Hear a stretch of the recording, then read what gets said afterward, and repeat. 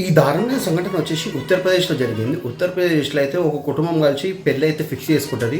ఈ 16 తారీఖు అయితే ఇంట్లో గ్రాండ్గా పెళ్ళి అయితే జరగబోతుంది. అయితే దేశమంతా చుట్టాల కింద పెళ్లి పత్రికలు పంచాలి కదా. అయితే పెళ్లి పత్రికలు పంచడానికి అయితే ఒక ఇంపార్టెంట్ ఇంటికి వెళ్ళి పెళ్లి పత్రిక పంచరావాలి కాబట్టి అత్త అల్లుడు కలిసి అయితే పెళ్లి పత్రికని ఇంకా పంచనీకి అయితే వెళ్తారు. సో పొద్దుగాల పోయి సాయంత్రం వరకు అయితే తిరిగి రారు. దాని నెక్స్ట్ రోజు గిట్లా తిరిగి రారు.